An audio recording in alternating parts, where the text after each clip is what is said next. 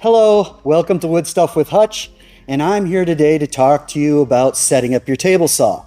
And I have found that there's a very simple and easy way to do that without any complicated fancy tools that are either expensive or just overly complicated. So if you're not familiar with what table saw setup is referring to, it is making sure that your table saw blade is perfectly parallel to your miter gauge slot. And not many saws come from the factory dialed in. Some do, but especially if you're buying used equipment, this is something you should really consider. And there's lots of ways to do it, but I found all I really need is a square. And it's really that simple. And as long as you have a square that has an adjustable ruler on it, this will work just fine. So before I do anything, I make sure the table saw is unplugged. That's very critical. Now I look under the top to see exactly where the attachment bolts are, and I loosen them. So now we start by raising the blade to its highest position. Then I take the square, loosen the ruler, and I place the body in the miter gauge slot, just riding it against the closest edge to the blade. And I just adjust that ruler so that it barely touches that front tooth. You can see how the body of the tool is able to just catch that miter gauge slot enough for us to use this accurately. And so I've set the ruler to just graze the front tooth, and there you just saw me checking the rear tooth to see if there was a gap. There was. And out of the frame, I'm just tapping the tabletop to close the gap at the rear.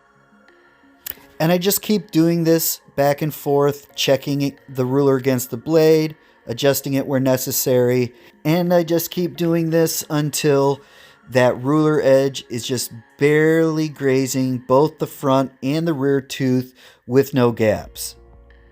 And during this whole process, I've used a bright light shining on the teeth of the blade to be able to see clearly. And at this point, I've now secured the top, tightening all the bolts that attach it to the base. And now that we've moved our tabletop, we have to recut the throat plate. And here I use my T-style fence to hold that plate down while I turn the saw on. That way it safely doesn't flip back when the saw kicks on.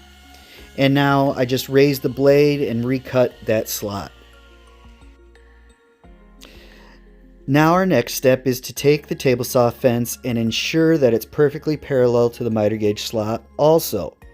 So I'm just using a little 6-inch pocket rule here so that it'll drop into the slot, and I'm just using the casting against the fence to see if any adjustments need to be made.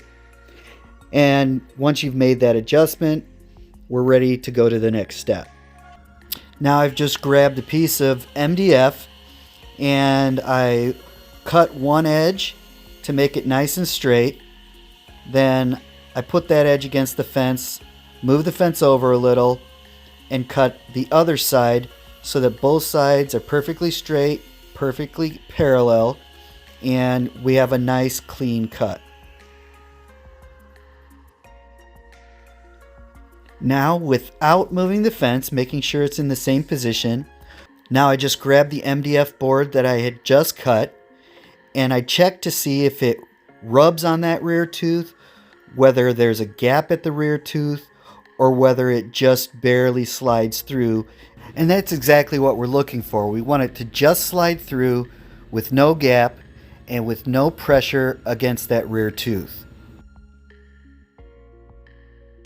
So there you have it, a simple one-tool setup that anybody can do to dial in a table saw to do the kind of work that is necessary in woodworking. If you find this video helpful, please like, share it, and subscribe, and I'll bring you more in the future.